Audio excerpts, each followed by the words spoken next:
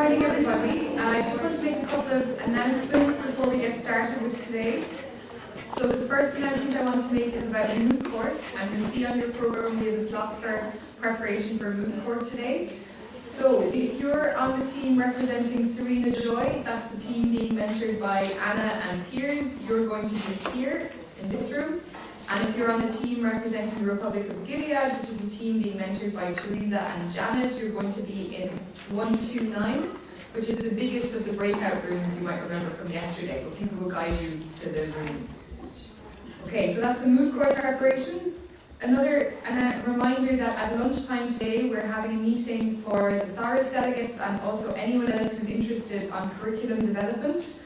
So that will also be held in room 129. And it will run from 1 to 2, and lunch will be provided in the room. So you don't need to go to lunch and then come back to the room. Just go straight to that room and lunch will be provided there if you're interested in that session. And just one final small announcement.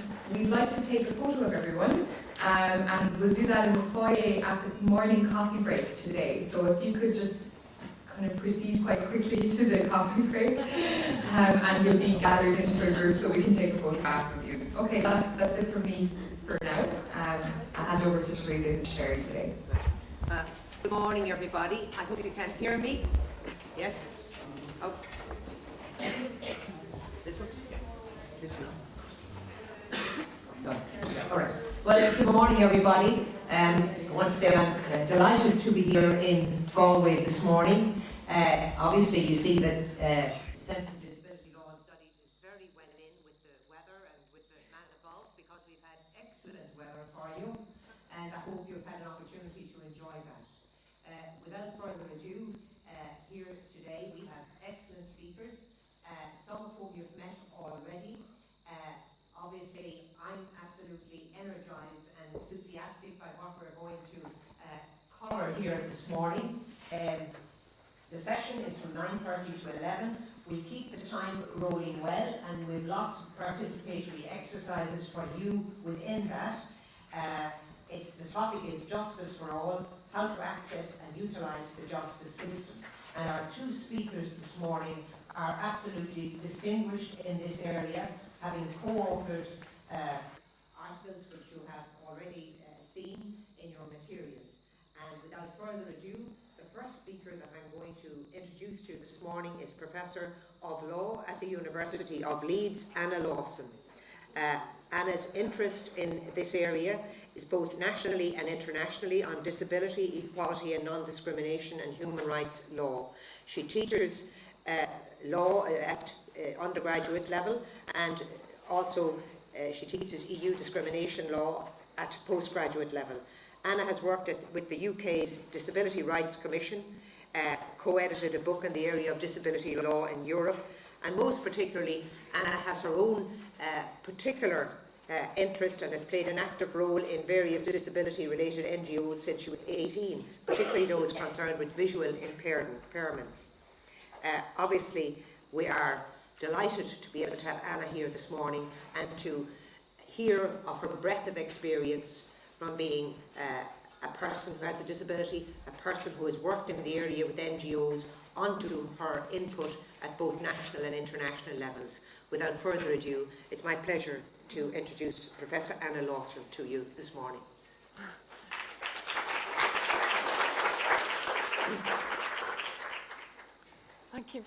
Thank you very much, Teresa. Is this working?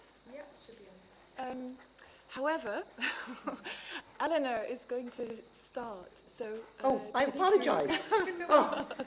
Our second we speaker like confusing then. people. Yes, this is a trick. I had speaker one. There's no need to introduce me, they've been hearing from me all week. Yes. So. Eleanor is absolutely distinguished. We are absolutely delighted to have a woman of her calibre in this area in Ireland, in this area of law. Eleanor, without further ado, take the floor.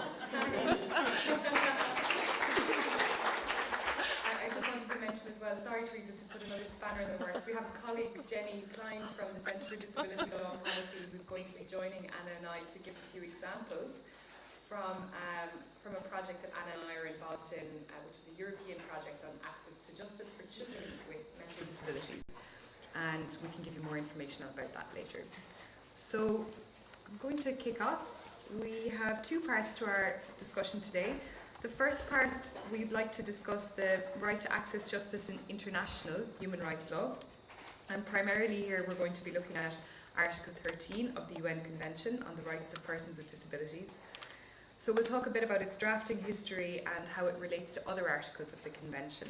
And this will be very useful for you in the moot court exercise, so those of you who are interested in that should find this helpful.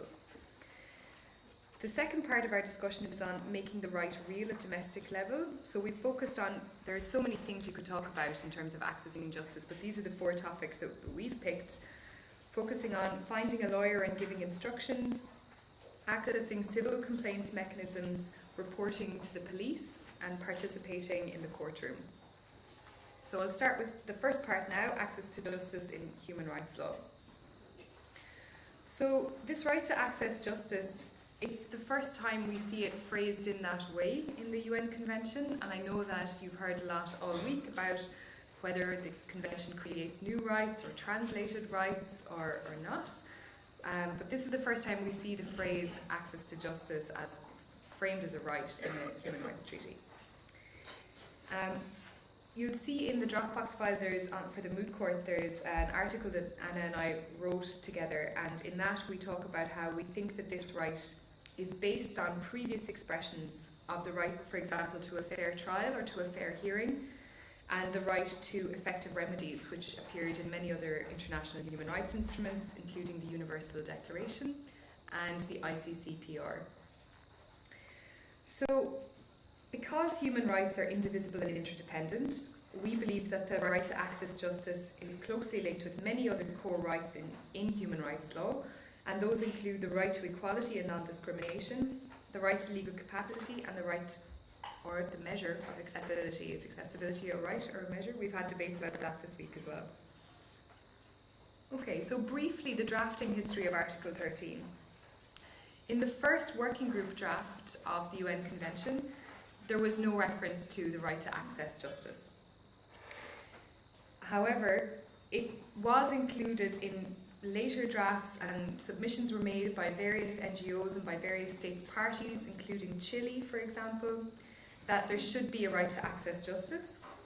And initially, the way in which this was done was to include it as part of the obligation to provide an effective remedy. And this happened really throughout the third and fourth sessions of the ad hoc committee. And then it was separated from the obligation to provide an effective remedy and included as part of what at the time was draft Article 9, which later became Article 12 on equal recognition before the law. So an extra bit was added on to equal recognition before the law to recognise equal access to justice.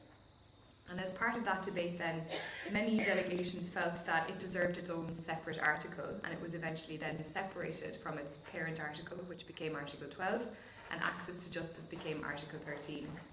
And I think that those relationships of where it came from in the drafting process are really important, because they really show how connected access to justice and legal capacity are, and we'll be talking more about that in the relationships between 13 and the other convention articles. This is just a picture on the slide from the ad hoc committee negotiations, just to give you a sense of, you've heard a lot about those mostly on Monday, but to give you a sense of the debate and what was happening. So now I'd like to turn to the final text that we ended up with in Article 13. Many of you are probably familiar with this, but I think it's worth reiterating. The first paragraph says that states parties shall ensure effective access to justice for persons with disabilities on an equal basis with others, including through the provision of procedural and age-appropriate accommodations in order to facilitate their effective role as direct and indirect participants, including as witnesses in all legal proceedings, including at investigative and other preliminary stages. The second paragraph says, in order to help to ensure effective access to justice for persons with disabilities, states parties shall promote appropriate training for those working in the field of administration of justice, including police and prison staff. So this is quite unique and quite important framing of the right to access justice. It's using the language of on an equal basis with others, which permeates the whole convention. But it also talks about procedural and age-appropriate accommodations. It doesn't use the term reasonable accommodation, and Anna's going to talk more about that to you shortly. But it also talks about an effective role as direct and indirect participants. So we could think about what would a direct participant in the justice system be? Would it be a plaintiff, a defendant? And what would an indirect participant be? Would it be an observer? What would that look like? So whether you are directly involved in a case or not, Article 13 requires that appropriate accommodations are made to facilitate your effective role. And it also doesn't just focus on the court stage, the trial stage, but also includes investigative and other preliminary stages, which is very important. And the second paragraph really reaffirms the idea of the need for training, which is, as we know, very, very important, particularly for everyone working in the administration of justice, which is quite broad, but specifically highlighting police and prison staff. And we do know that we'll be talking more about especially communicating with police. But also, we know that people with disabilities are often disproportionately represented among the prison population, and the need for training and awareness there is really, really important. Just another image of the final negotiation. Okay, so I'm just going to briefly summarise some of the things the committee have said about access to justice since the convention has been in force. And I've been following this quite closely, and initially I was a little disappointed not to see too much reference to concluding observations on Article 13 in the committee's jurisprudence. And I think a lot of the access to justice issues were perhaps dealt with by the committee in their concluding observations under other articles. However, they have started to make more comments on Article 13 in their observations. And one of the things that have consistently been said by the committee is the need for training. And they've emphasised that this training should be standard and it should be compulsory. That's very important. They've highlighted a number of roles within the justice system where training is needed and where they've felt, based on state reports, that adequate training has not really yet been provided. And that includes to police and prison staff, which we know from Article 13.2, but also lawyers, judges, court personnel and social workers. And one of the things that comes up time and time again is the need for training to address not just disability awareness, but also the intersection of disability and other identities, such as gender, ethnicity, and so on. So these kinds of comments have been made, for example, to Tunisia, El Salvador, and Australia. The committee's also talked about the need for reasonable accommodation to be made for women and girls, particularly in the criminal justice system, especially as survivors of abuse. And that was a comment it made to El Salvador. And with respect to China, the committee made a specific concluding observation about the reform of legal aid services and the establishment of legal aid centres that worked specifically with people with disabilities, but perhaps weren't operating in a way that fully respected the individual's legal capacity and didn't recognise the person as equal before the law. And perhaps weren't appropriately independent either. So these were some of the concerns of the committee, and they really recommended to China to work on that in order to ensure equal access to the legal system. Okay, so now we're going to talk about the interaction between Article 13 and the other convention articles. You could talk about lots of interactions, but the three that we've decided to focus on are Article 9 on accessibility, Article 5, equality and non-discrimination, and Article 12, equal recognition before the law. So I'm going to hand over to Anna to start with Articles 9 and 5, and then I'll talk about Article 12. Okay. Thanks, Eleanor. Is this working? I think it's on. Okay, so Article 9 is accessibility and Article 5 is non-discrimination. And before I start discussing either of them, I thought it would be helpful to set the discussion against the context of some of the types of barriers that people come across in the justice system. And I've illustrated this by cases. So first of all, examples of physical barriers. The two cases that are mentioned on the slide are actually ones that have been brought by disabled lawyers who found it difficult or impossible to access the courtroom independently and had to be, the first lawyer, Esther Muller in South Africa, had to be carried into the courtroom The second one, the Polish one, a recent case, was a woman who became disabled after a car accident and was told that she could no longer work as a public prosecutor. The Esther Muller case actually was settled very successfully with a ruling that courts should be made accessible over a period of time. Unfortunately, the Polish case, she wasn't successful, and the Supreme Court ruled that she wasn't able to continue working as a public prosecutor. So it's a problem that's ongoing, and there are cases that I haven't mentioned which have been brought by litigants who are also facing barriers to accessing justice because of physical design. Examples of information and communication barriers. Stanford versus UK is a case that was brought by a man who was deaf. He was charged with a criminal offence, but he couldn't hear the proceedings. And that's an ongoing problem. There's emerging evidence of many deaf people having considerable barriers to justice because they can't hear what's going on in court, or because they can't hear questions that are asked by police, etc., and participate in other ways. Ex parte King is a UK case. This was brought by a man who had a stroke, and his speech and his concentration levels were affected, particularly when he was tired. And he brought this case because he'd been kept waiting for his case for about 5 hours in court, so he was tired, and the judge was very impatient with him and didn't give him a chance to think and speak slowly. That was held to amount to discrimination in that case. An example of somebody with visual impairments experiencing barriers is illustrated by a short film clip, which is 2 minutes. When I went to obtain a stay-away order to have my husband removed from the house and not be around me, the clerk behind the desk was not supportive to me at all. I told her that the incident had just happened. I was very upset, and due to my partial sight, I was not able to fill out the form without making errors.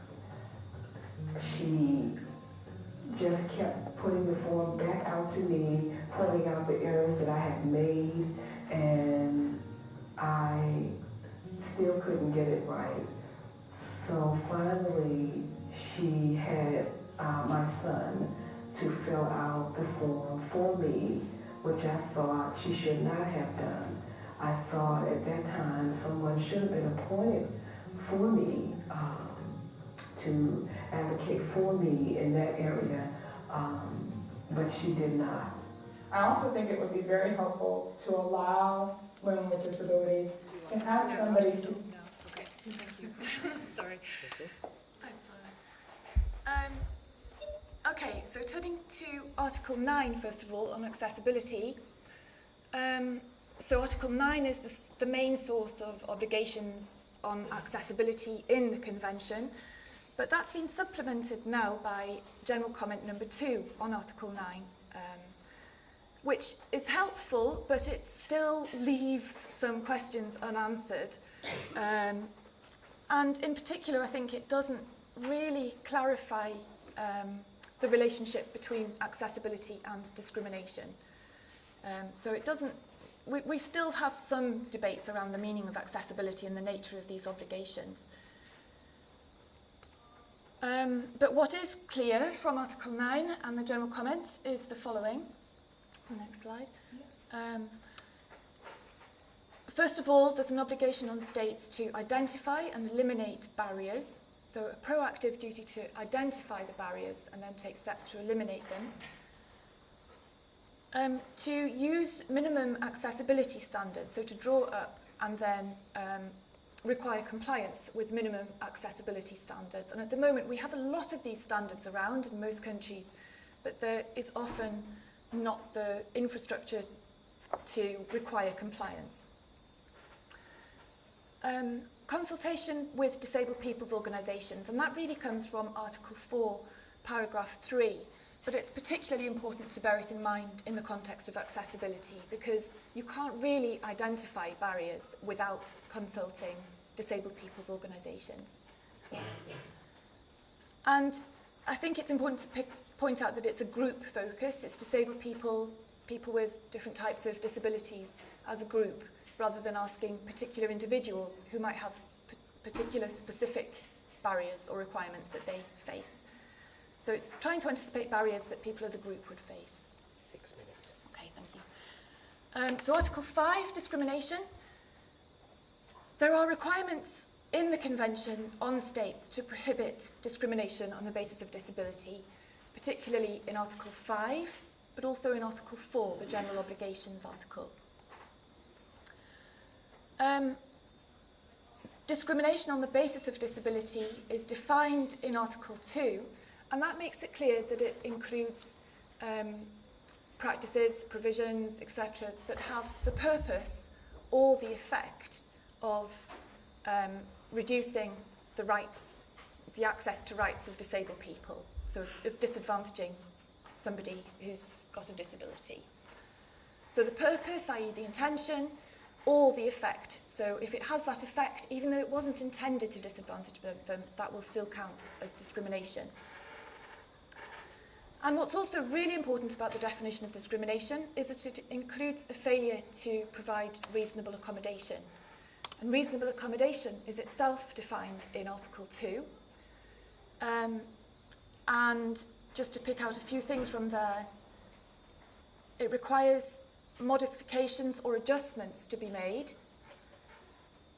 So it requires proactive steps to remove, to make a change. And that's to remove a disadvantage that somebody would experience in a particular case. So we're now looking at the particular case, the particular person, the barriers that that particular person experiences, unlike accessibility. And it's subject to the defence of undue or disproportionate burden. So that's a qualification.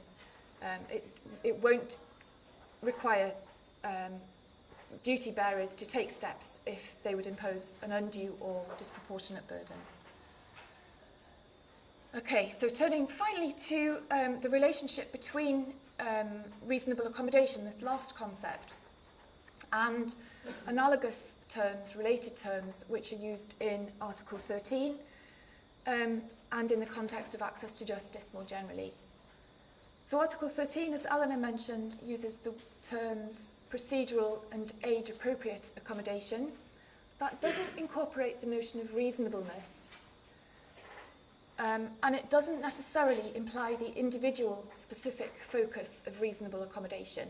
But we know from the general comments that Eleanor pointed out that the committee is definitely looking for reasonable accommodation in the context of justice. And a failure to provide that will amount to discrimination. 9 minutes. Okay. And special measures, finally, it's a word that's often used in justice systems around the world. It's generally a term that's been used in connection with children's, with age-appropriate accommodations, making courts, etc., appropriate for children. And it doesn't, I think it's important that we keep the language of reasonable accommodation and the link to discrimination if there's a failure to provide it. Sorry. Thanks, no, perfect. Okay, so I'm just going to talk a little bit about the relationship between Article 12 and Article 13. And you heard a lot about Article 12 yesterday, so I'm not going to go over old ground. But I do want to just remind everyone of the first 3 paragraphs of Article 12 and the excerpt from them on the slide. And think about these in the context of access to justice. So it says that persons with disabilities have the right to recognition everywhere as persons before the law, that they enjoy legal capacity on an equal basis with others in all aspects of life, and that states must provide access by persons with disabilities to the support they may require in exercising their legal capacity. So all 3 of these are very crucial for the justice system. First of all, the concept of legal personality, which is elaborated on, or legal standing, elaborated on in the general comment, which talks about the need for everyone to recognise that regardless of an individual's disability or perceived disability or impairment, that they must be recognised as a person before the law.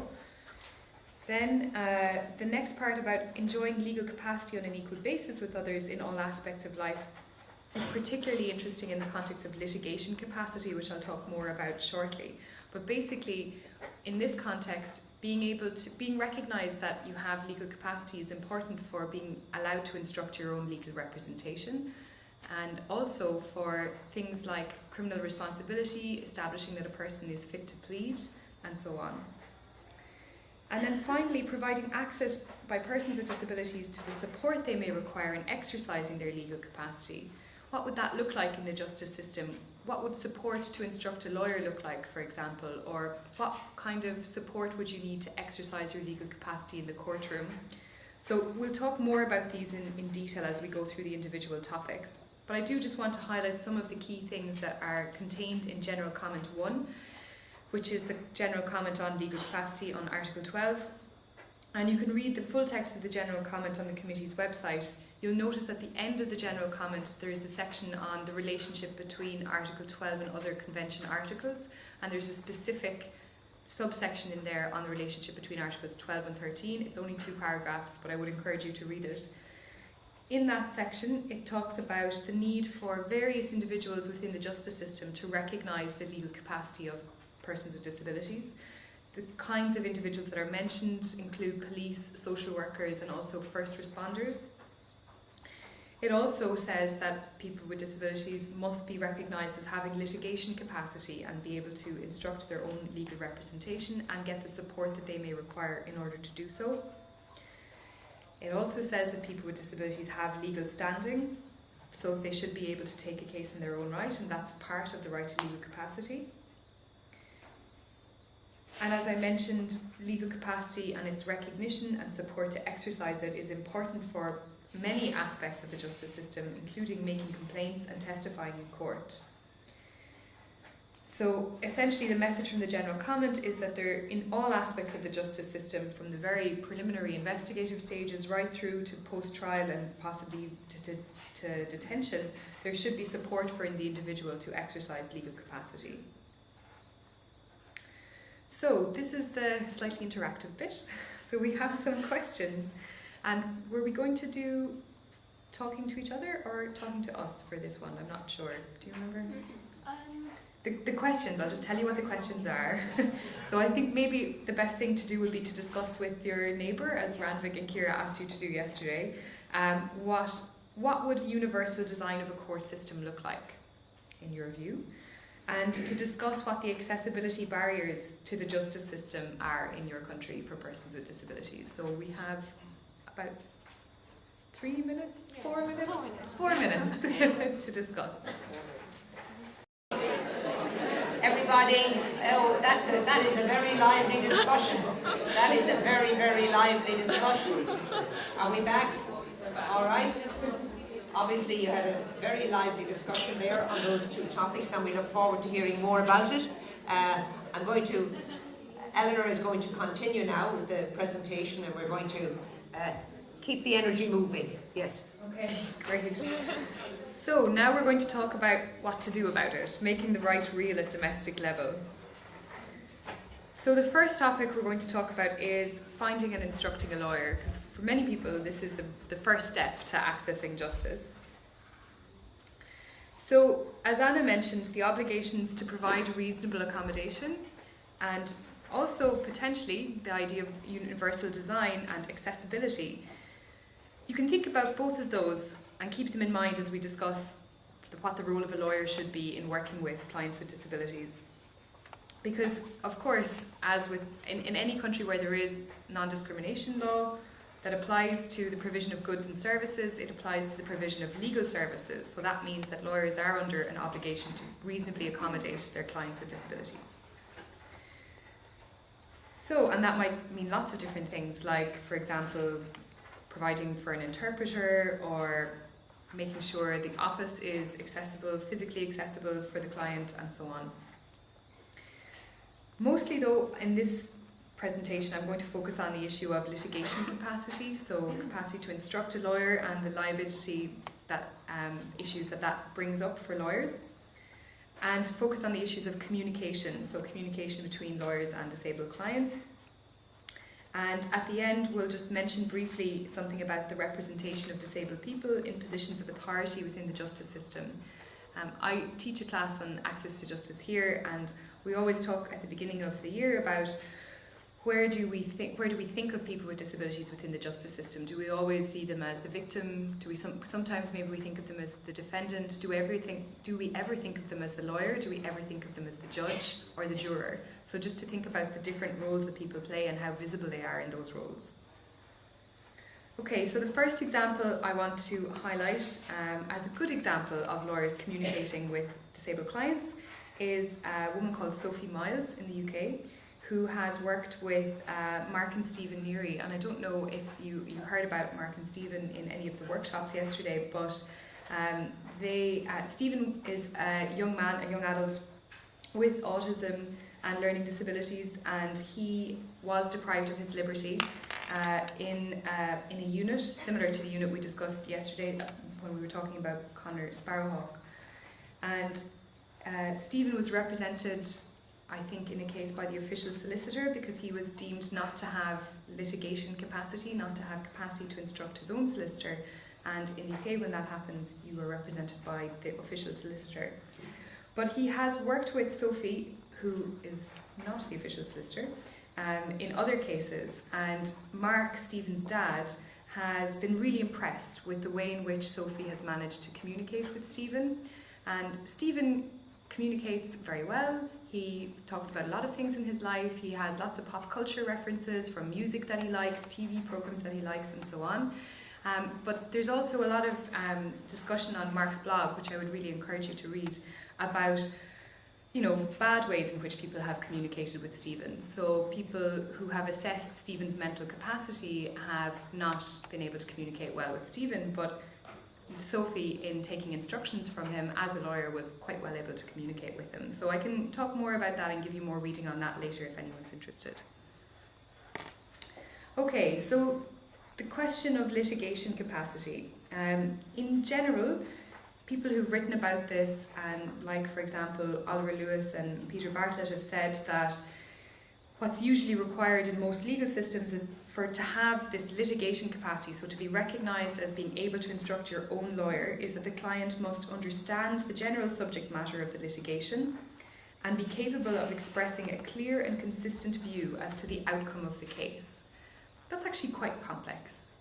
For any of us who've maybe been involved in legal cases, yeah, we might understand the general subject matter of the case, but our views on what the outcome should be might change a lot. They could be very influenced by what the lawyer tells us is possible. So this is, as with many sort of, tests of mental capacity, this is possibly quite a high standard for people to be required to reach. And again, if it was applied to all of us, I'm not really sure if we would have litigation capacity, but in practice, it tends always to be applied only to persons with disabilities. The other thing that people often say in terms of the lawyer-client relationship, which is important to remember in the context of disability, is that the client might have the final say on what they want the outcome to be, and it's the lawyer's job then to figure out how to get there, to determine the means. So, and this is something that's maybe up for debate as well in the context of disability. Okay, so assessing capacity to instruct, this is a really thorny issue. Many countries have different ways of assessing usually mental capacity of individuals and to decide whether or not they can instruct legal representation. So in some codes of ethics or codes of practice for the professional regulatory bodies for lawyers, they still contain status-based assessments of mental capacity to instruct. So they will say that lawyers should not represent clients of unsound mind, or else they're opening themselves up to liability. However, there are also functional assessments of mental capacity to instruct a lawyer, and that involves the 4-part test that we discussed yesterday. So understanding information, retaining it, being able to weigh information in the balance in order to come to a decision and then communicate that decision to others. And again, as we've discussed, I think this is actually quite a high standard to require of anyone and possibly if it was applied to all of us in all of the ways in which we instruct our legal representation, we might not quite meet it at every stage. So we now know from the general comment on Article 12 that perceived or actual deficits in mental capacity cannot be used to justify denials of legal capacity. So that's really important. We can't now say you don't have mental capacity to instruct a lawyer, therefore we will not allow you to instruct your own legal representation. And that's a big challenge, I think, to many systems around the world which have this kind of standard or test. I just wanted to reaffirm then, of course, when we talk about legal capacity, often we're thinking in more general terms about substituted decision making and adult guardianship, but it's important to remember that legal capacity of course includes the capacity to instruct legal representation. So what would things look like in a post-Article 12 world, ideally? Well, lawyers who interact with clients with disabilities should not be undertaking these assessments of mental capacity. What they should be doing is acting in good faith based on their communication with the person to discover the person's will and preferences and use those will and preferences to take instructions. But we need liability protection for that, because if lawyers are going to do this work and discover will and preference and work on that basis, and then someone is going to come along later and challenge and say, you know, the person didn't have capacity to instruct you, you shouldn't have taken on that case, then no lawyers are going to represent clients with complex communication. The other thing I think we need in a post-Article 12 world is, of course, legal recognition for chosen supporters who can assist with communication and support the instruction of legal representatives. And of course that includes a willingness on the part of lawyers to accept what's being told to them by these support people that understand an individual's communication style if the lawyer themselves can't understand the individual's communication. So finally, I just wanted to talk about the impact that all of this has in terms of legal representation on accessing justice. So this quote is not at all about disability, but I think it's very relevant. It's about marginalised communities in general and their access to justice. And it's a really, really good book, which I would recommend you to read, and the full citation is on the reading list in the Dropbox folder. The quote on the slide says, "They are unable to identify lawyers who might help them, and few of them can afford the expenses of legal action and trials. There are likely to be few lawyers or judges from their own community with whom they might have some rapport, who can understand their circumstances and whom they can trust." And I think that is very true of people with disabilities as well, not being able to identify or see members of your community among the legal profession. And I know there are some, and that's really good and very important, but I think we need to do a lot more on that, and perhaps through legal education as well. So we come to our question, and I think we'll try and take a couple of pieces of feedback from the audience on this question. 2 to 3, I think, responses would probably be all we'll have time for. So I'd like you to give us some examples of people with disabilities in your country. What have their struggles been in finding lawyers to represent them and instructing those lawyers? And do you have any good examples of lawyers who communicate well with people with disabilities and really make the effort to understand their communication? So can we take a couple of examples from the floor if anyone wants to share one? Great, at the back. Good morning. I'll give an example of an experience I had when I once worked for the Human Rights Commission of Zambia. On an annual basis, the Human Rights Commission conducts prison visits. And in one of the prison visits, they came across a person who had been convicted for a crime he actually did not commit, only because he was incapable of communicating effectively with the prosecutor and thus with the courts. So this person was sentenced to, I think it was 5 years imprisonment, and it was because they interpreted, he was deaf and dumb, and they interpreted his communication with them as a confession to a crime that he actually did not commit. Okay, yeah, I think that's a common experience. I think other people would have, very similar stories. Can we take any other examples from the floor? Kelly, yeah? Yes, just 1 second until we get you a mic. Just 2 quick examples, one from England, where I did a study with people at Nora Fry Research Centre last year, with people with learning difficulties. And one of the issues was that many of the people we spoke to didn't know what a lawyer did. So if they were in trouble, they never thought of going to a lawyer. It just was something that was... So unless there was a self-advocacy group or a member of their family or somebody who was sort of in another role with them, they just never made it to the first step. And I guess the second issue was a study which I was involved in Australia some time ago now. And again, it was with people with intellectual disabilities. And I think one of the things that will remain with me all my life was the police officer who said, oh, well, if a woman with intellectual disabilities comes in and alleges rape, I give her a really hard time. Because if she can't stand my questioning, she won't stand up in court. So, you know, there were steps that have been taken about that, but I think it still remains, the attitudes of people still remain a really big issue. Thank you. We'll take one more. Oh, at the very back in the middle, yeah.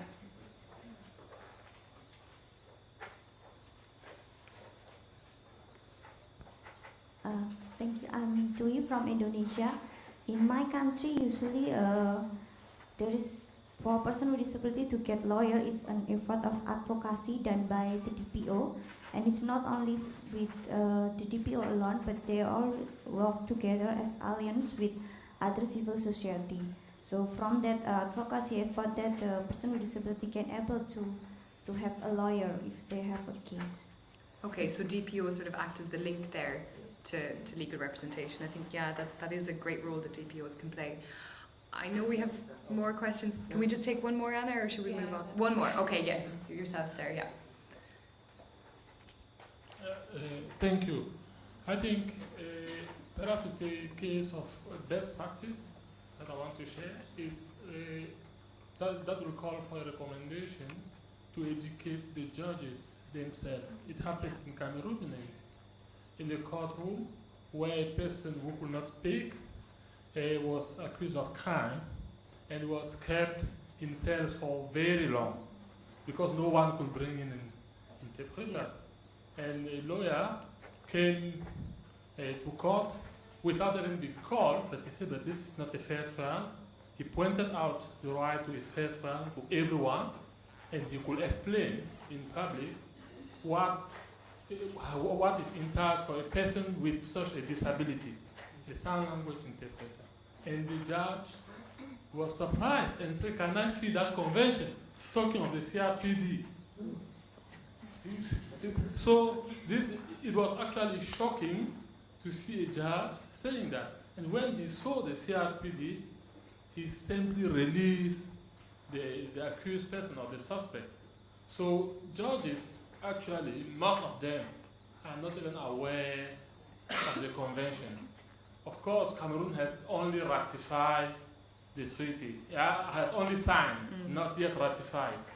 But national law, the 2010 law, supposed to educate judges on what needs to be done. Okay. So it's general education questions in all aspects of society, including judges.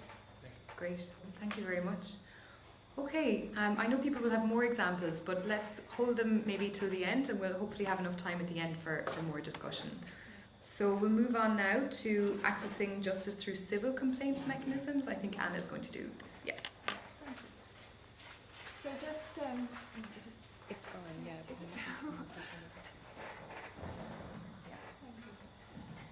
Just to pick up on the last point a little before I get into this a bit more. I think that point about training is one that Eleanor mentioned at the beginning, and it's a really important one.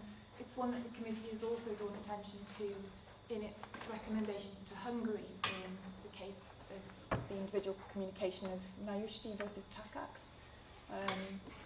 So yeah, very, very important. And that last question also raised the issue of the treatment of people who are suspected of crimes, which I'm going to come on to at the end of the next section, after we've looked at methods of making complaints in the civil system and also to police. So, civil complaints mechanisms. So, when we think of making complaints, we often do think of the police, but the police are primarily there to deal with crime. And there may often be lots of complaints we want to make, to bring to the justice system, which are not crimes. And we need to be aware to support disabled people like ourselves within organisations, etc., of systems that exist for making complaints outside the criminal justice system. And states need to make sure that these systems exist. So what are examples? They include ombuds offices, ombudsmen, which generally deal with complaints about public administration. They vary from country to country. There's a huge variety within them. But the general focus is on complaints about public administration. Equality commissions or other equality bodies, these have a specific focus on equality and non-discrimination. And human rights institutions, sometimes it's one ombud office or one equality and human rights body that covers human rights generally as well, but sometimes it's a separate body. And that will cover human rights complaints a little bit more broadly. And in addition, there are also a whole range of complaint mechanisms that are sector-specific or service-specific. So there's often systems for complaining about the representations that have been made in the media. I know this has been used in the UK to complain about some of those awful things that appeared yesterday in the presentation by Ranvig and Kira about the way disabled people were presented. But also there are systems of complaining in relation to the health and education system. And here, Jenny will come back in a minute, but not yet, with a specific example. So when we're looking at any of these civil complaint mechanisms, it's important to be aware that the same cross-cutting issues that we went through before, so accessibility, reasonable accommodation, legal capacity, they apply to these structures and systems, and there's an obligation on the state to make sure that they are accessible, non-discriminatory and available to people with support if necessary. And now I think we can have Jenny's specific example from the project. Hello. So what we found in Ireland is that the ombudsman system has not entirely been effective, especially in the case of children seeking educational accommodations or placements in schools, because what happens is, although they are entitled to bring a case to the Children's Ombudsman, they have to exhaust the complaint procedure of the agency they're complaining against. And the education of children with disabilities kind of falls between two different agencies. What happens is neither agency completes the complaints procedure because they just keep referring the case back and forth between the two agencies. And so then it's mostly parents of young children bringing these cases. The parents are in limbo because they cannot complete the complaints procedure in the agency, and they also cannot access the ombudsman because they haven't completed the complaint procedure in the first place. Thanks, Jenny. Thank you very much. And I think just to add to that, again from that project, it's a 10-country project, and we're getting information from quite a few countries that the systems that exist for making complaints are not accessible to disabled people. They're often not physically accessible, and information and communication systems are often not set up to respond to complaints from people with disabilities. A positive example of a civil complaint system being used for a disability-related reason, I think I'll refer to another UK example, which concerned people with intellectual disabilities and their right to healthcare. There's been a lot of concern about this in the UK, partly due to reports from NGOs originally, but then complaints were made to the health ombudsman. I don't like using that phrase.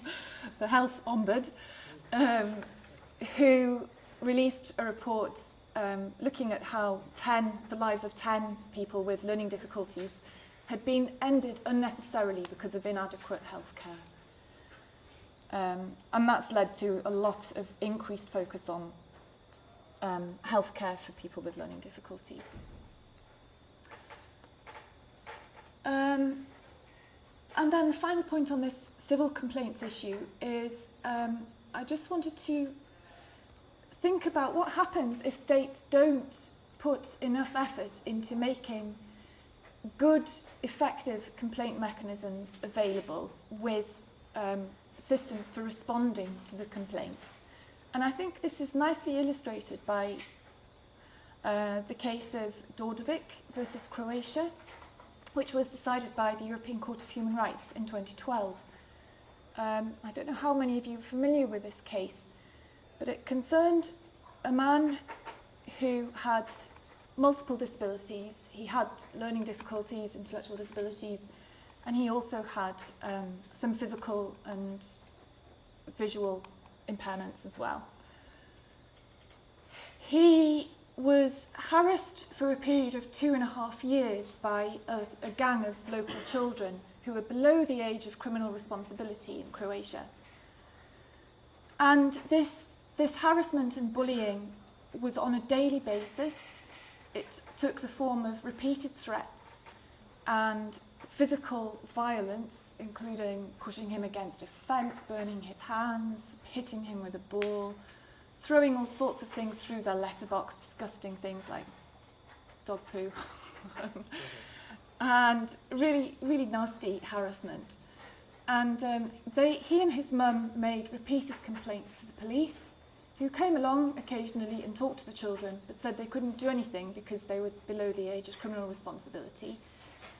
They made complaints to civil authorities, including the school where the children were, and the local authority, local social services, and nothing was done. So they brought this case to the European Court of Human Rights, which you can't bring a case to unless you've exhausted your domestic remedies.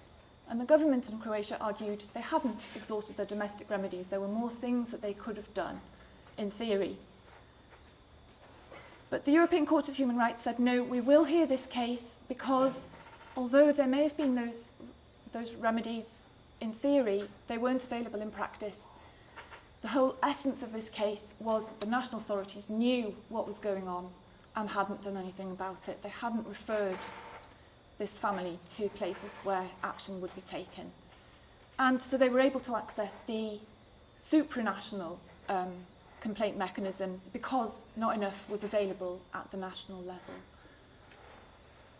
And they actually found in that case that the harassment amounted to inhuman and degrading treatment of the boy. Moving on to accessing justice through police.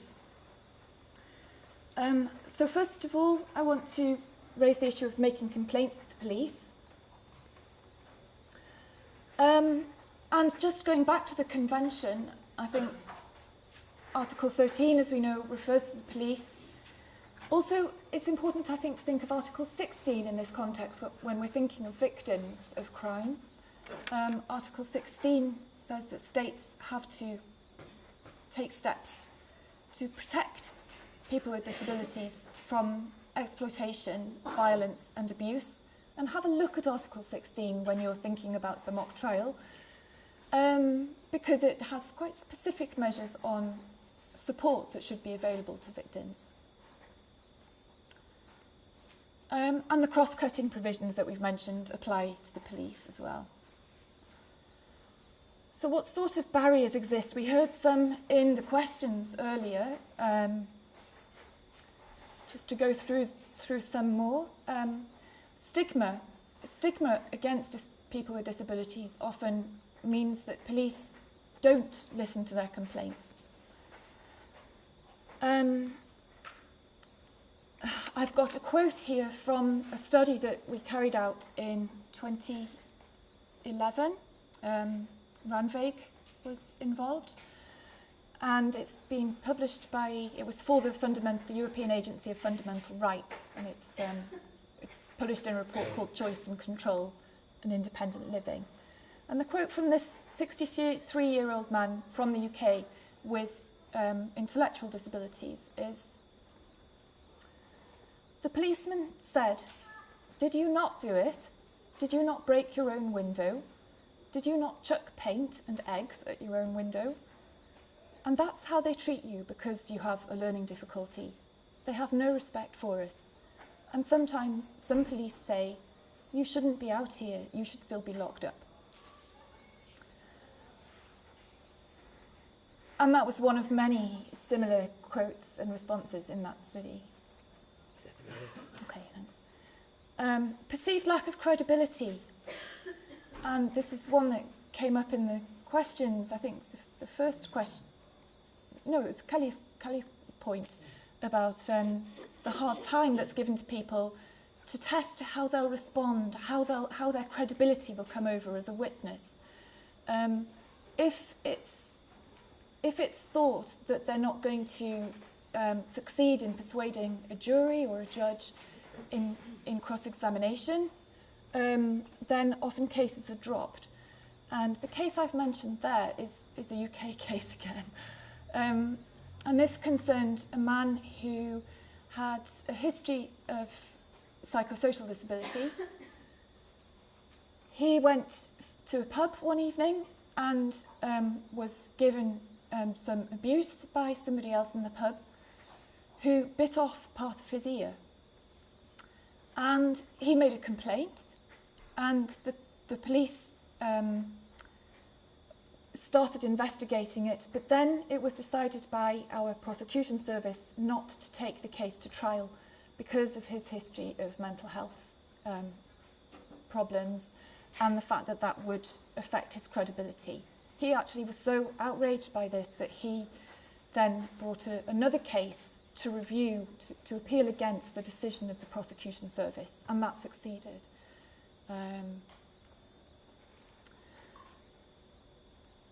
And I have a colleague in Leeds who's just at the moment working on rape victims, women who've been victims of rape, who have, again, a history of psychosocial disability, and the fact that so many of their complaints don't get to trial because of this fear that they won't be credible witnesses. And it puts them outside the law. It puts them outside the protection of the law if they can't bring cases because of these terrible things that have happened to them. Physical accessibility. Sometimes making a complaint to police is not easy because of physical accessibility or because of difficulty communicating with the police because of hearing impairments, speech impairments, or learning difficulties, whatever it is. 9. Okay, thanks. Controlling care. This is a very broad term I've used. And I wanted it to refer to guardianship type situations where there's a very good report by the Australia Human Rights Commission just published a few months ago, which is in the reading list that we've given you. And that refers to the fact that often victims are not asked whether they want to continue with a complaint. The police ask their guardian or a family member instead of asking the victim themselves. And people who are in situations of care, whether that's in the family or in an institution, which is linked to the abuse that they're experiencing, the crime or wrongdoing that they want to report, making those complaints can be very difficult. It can be difficult in practical terms, and this was very powerfully illustrated by a case that I think for any of us in the UK is very prominent in our minds, the Winterbourne View case, which was a case a few years ago where an undercover reporter went into an institution and uncovered terrible abuse of the people with learning difficulties who lived there by the staff. And one of the things in that film that came through to me was that one of the victims had made several 999 calls to the police to ask for help, but because they were in the institution, the police assumed the institution would deal with it. So it's referred back to the carers to deal with the problem, even if the carers are the cause of the problem. And then there's fear of making a complaint against somebody who's in a position of great power over you.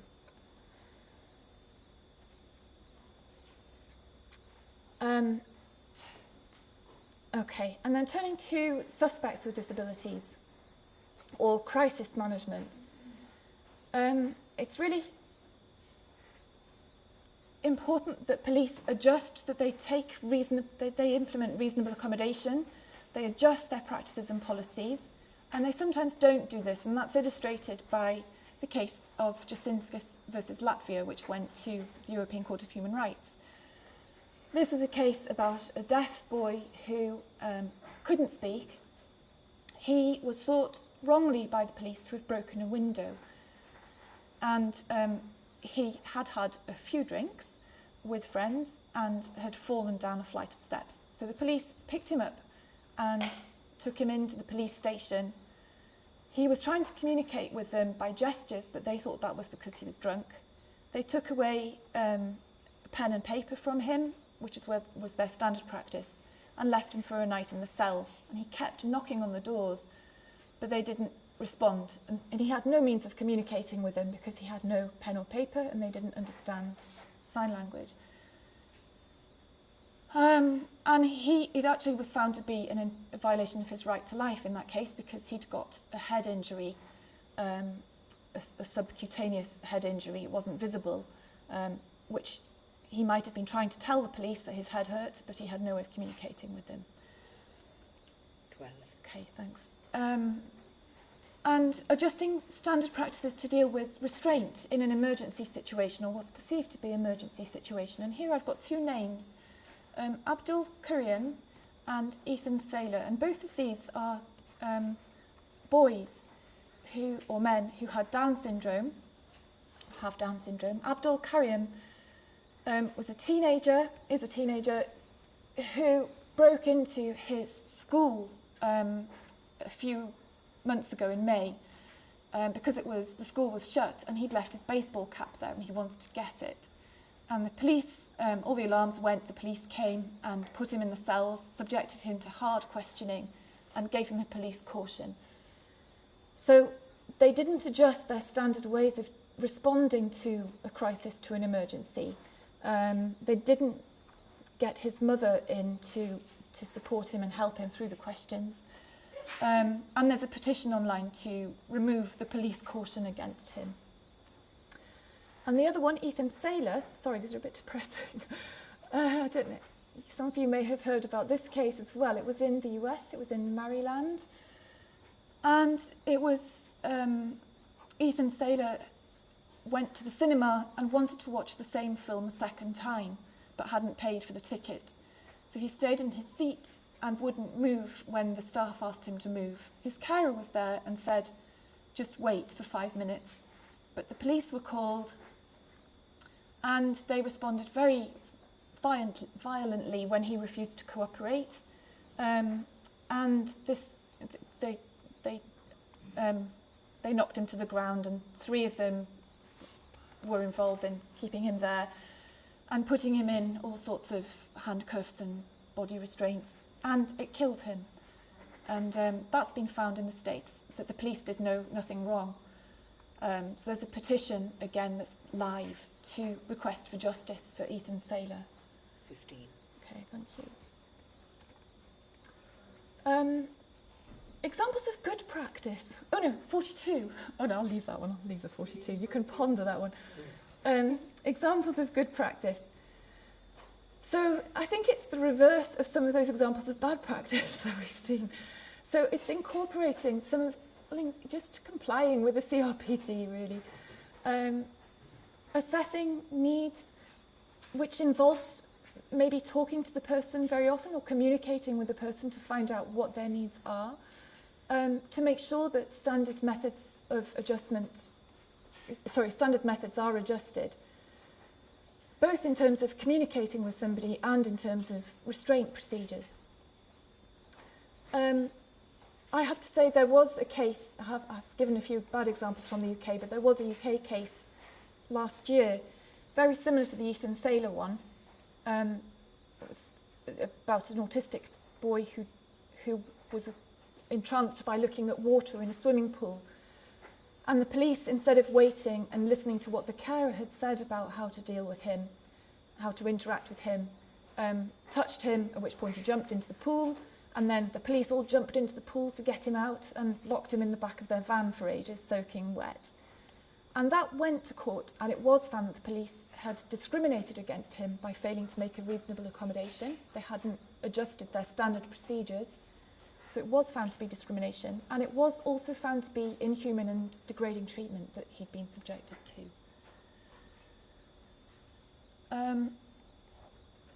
I have a film, but I'm not sure we've got time really for it. We're 17 minutes now. Yeah, I won't show the film because it just demonstrates this.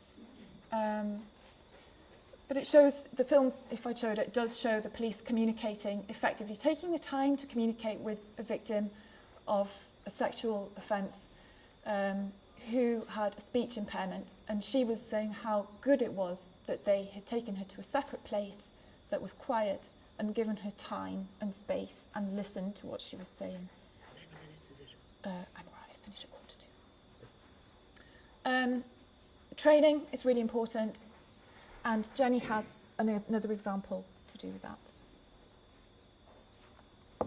In this case, Ireland has, in theory, excellent practices for the training of the Gardaí in terms of interviewing victims with intellectual disabilities. They've had a specialist training program, interviewing training program since 2007, which was developed in direct response to unfavorable concluding observations given on the Convention on the Rights of the Child, and this training program was developed to teach specialist interviewing techniques for people interviewing both children and persons with intellectual disabilities.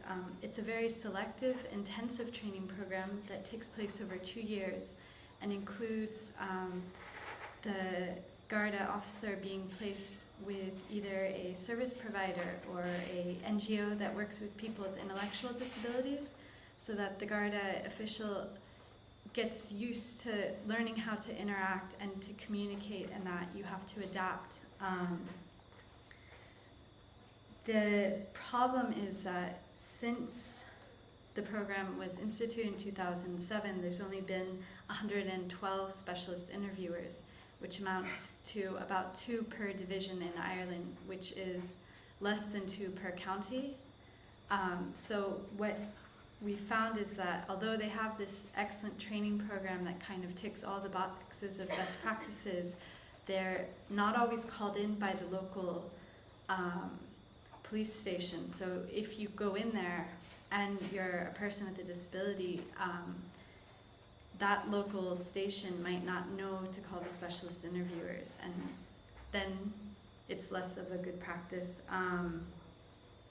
But they found that they've gotten, because they use the specialist interviewers that build rapport with the person and take the time to learn how to effectively communicate, that they have about a 95% conviction rate from these interviews, because they do DVD recordings that get shown in court. If the video gets allowed in court, which doesn't always happen, it's a 95% conviction rate. But again, the issue is it's not standard and it's not compulsory training, and there are not enough officers that are trained in this program.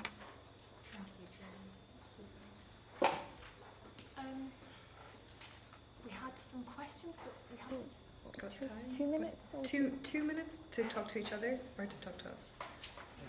to talk to each other? Okay. Or talk to us? Just a few, if you would take 3 responses from the floor. Okay, we'll take again 3 responses from the floor. So the questions we have, and we've heard some examples of police already, but if other people want to contribute, what are the experiences of people with disabilities of the police in your country? Do you have any? We have heard lots of depressing stories, and I'm sure there are more out there, but are there any good stories or any chinks of light, any examples of good practice? So we'll just take 2 or 3 comments from the floor. Anyone? Yeah, here. Thank you. I'm Stina. I'm working with Disabled People's Organization in Denmark, and I have a comment, and it's a little bit different from the questions you posed. I hope that's okay. It's in relation to children, because I think we do not focus enough on children's rights, and especially I think that we are not focusing enough on the right to be heard for children with disabilities. And I had a reflection when we talked about complaint procedures in relation to education, and also myself being representing Disabled People's Organization Denmark in such a complaint board in relation to education.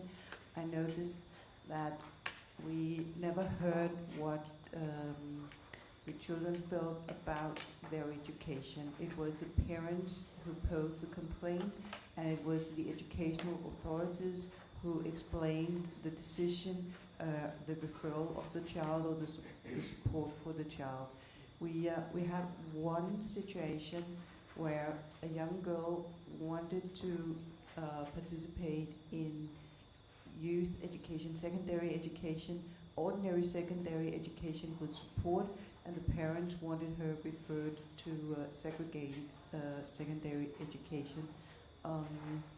But the only reason why the girl's viewpoint was part of the casework was that she was supported by her educational guider and counselor. But I think it's really important that we focus here, because if children with disabilities are not involved, and if we do not hear what they say, if they're not part of the decisions, how will they ever exercise and be better at making decisions for themselves? So it's part of exercising your adult citizenship, but it's also simply a violation of the rights of children, because they have a right to be heard and to be included. And I'm sorry for interfering with this, but I haven't found anywhere else in the program where I felt that it fitted better in. And I think it's very, very important that we have a new focus here. Thank you. Thanks. Alan, yeah, just another comment on, hopefully on police. Thank you very much.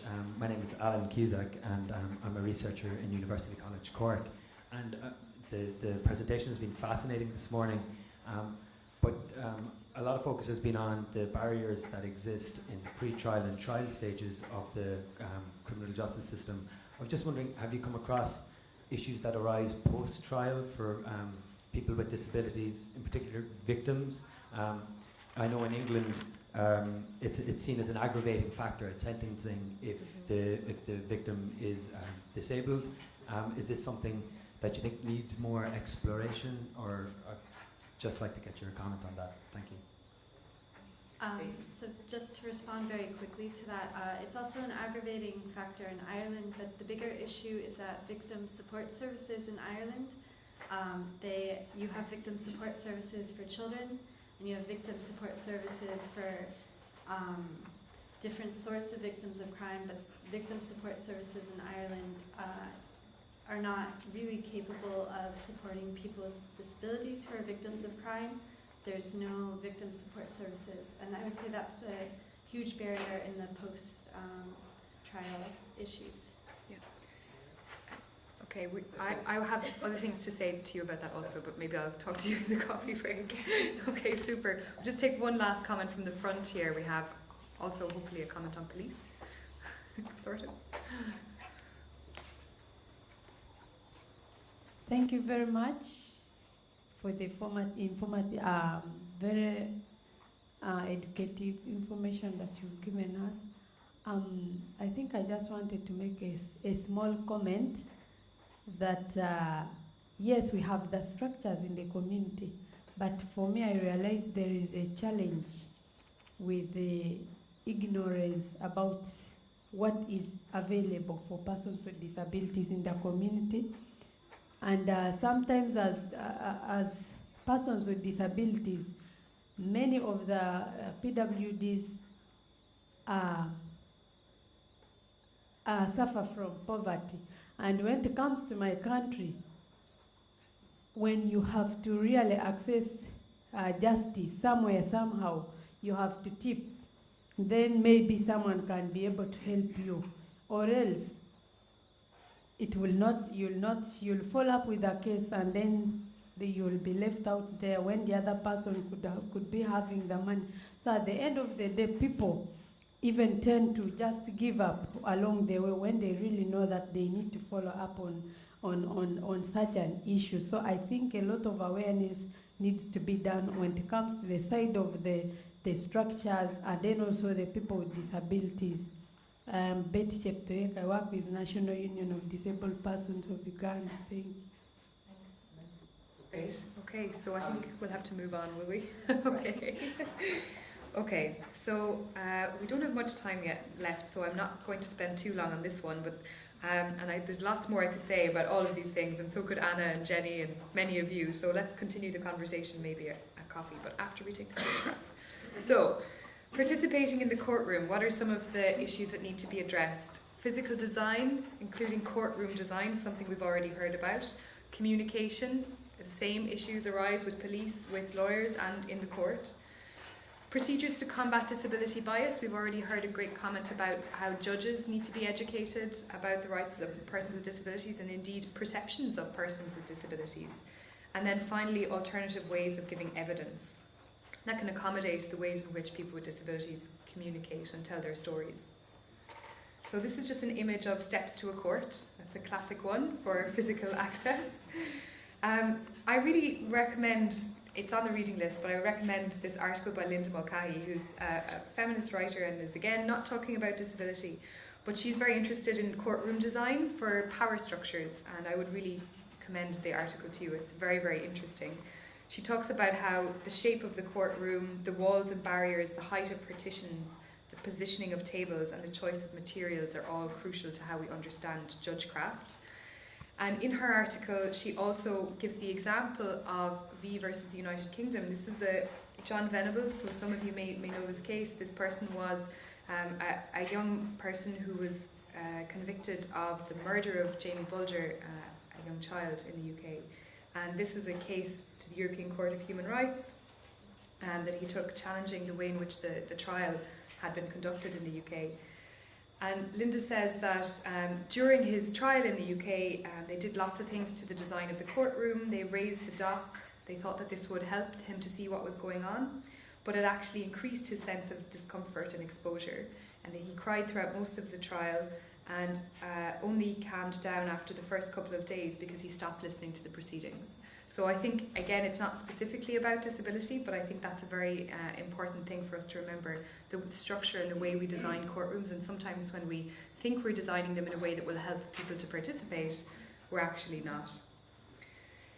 There are lots of other design concerns apart from just the physical structure, and there's a really good manual written by the Autistic Self-Advocacy Network in the US that talks about how to make things accessible. It's not specific to courts, but it does have some really good recommendations about sensory accommodations, how formal the court procedure could be, managing issues around crowds and space and noise, and explaining procedures in advance.